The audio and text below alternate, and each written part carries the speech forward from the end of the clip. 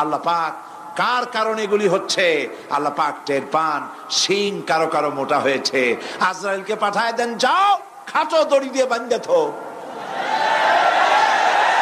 খাটো দড়ি কোনটা বুঝছেন? 3 হাত, 3 হাত কবর কোনটা?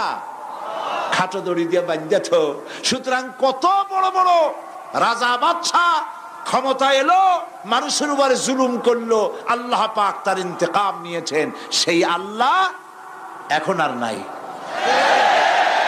নাউজুবিল্লাহ। সে আল্লাহ আছেন কিনা? পূর্ণ শক্তিতে বহাল কিনা? হুয়াল হাইয়ুল কাইয়্যুম। এমন অবস্থা নয় যে বাংলাদেশে কি হচ্ছে আর আল্লাহ টের পাচ্ছেন না। কি বলেন? আল্লাহ রাব্বুল আলামিন বলেন, লা তাখুযুহু সিনাতুন ওয়ালা নাওম। ঘুম নাই, তন্দ্রা নাই। কার? ঘুমানো না, তন্দ্রাও যান না। তন্দ্রা কারে কয়?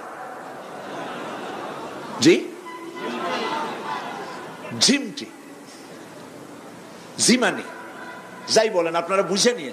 ওই যে বসে বসে এরকম করে, আল্লাহ ওরকমও করেন না। ঘুমো নাই, তন্দ্রাও নাই। হযরত মুসা আলাইহিস সালাম বলছিলেন যে আল্লাহ তুমি নাকি ঘুমাও না। মুসা আলাইহিস সালাম তো খুব আদরের নবী, আল্লাহ পাকের খুব আদরের নবী, দারুণ আদর।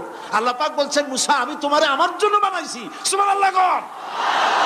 কোরআন শরীফে আছে, আল্লাহ পাক বলছেন, মুসা আমি তোমারে আমার জন্য বানাইছি। তোমাকে যখন তোমার মা দরিয়ায় ভাসায় দিয়েছিল, আমি তোমার বাক্সর দিকে তাকাইছিলাম। সুবহানাল্লাহ। আল্লাহ যদি বলেন আমি তাকাইছিলাম, সুবহানাল্লাহ। তোমারে আমার জন্য বানাইছি।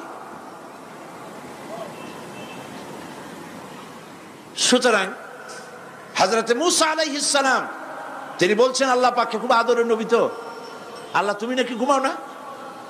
আল্লাহ কয় তুমি বিশ্বাস করো না। হযরত মুসা আলাইহিস সালাম বললেন, আল্লাহ অবশ্যই বিশ্বাস করি, তবে বুঝি না বিষয়টা কি, বুঝি না কেমনে না ঘুমাই পারে, বুঝি না। আল্লাহ আচ্ছা ঠিক আছে, তুমি যখন বিশ্বাস করছো তখন আর অসুবিধা নেই, বিশ্বাস না করলে মুসিবত ছিল। পয়গম্বর মানুষ, তাকে তো বলতেই হবে বিশ্বাস করি, তবে বুঝি না। আল্লাহ কয় ঠিক আছে, বিশ্বাস যখন করো আমি বুঝাই দেবো। নিয়ে আসো এক গ্লাস পানি। এক গ্লাস পানি নিয়ে আসলেন, দাঁড়ায় থাকো। মুসা আলাইহিস সালামকে আল্লাহ বললেন পানি নিয়ে দাঁড়ায় থাকো, আর ঘুমের আল্লাহ করলেন মুসারে ধর। মুসা আলাইহিস সালামের ঘুম এসে গেল। ঘুমের আমেজে হাতটা শিথিল হয়ে গ্লাসটা পড়ে ভেঙ্গে চুরমার হয়ে গেল। হযরত মুসা আলাইহিস সালাম ভয় পেয়ে গেলেন।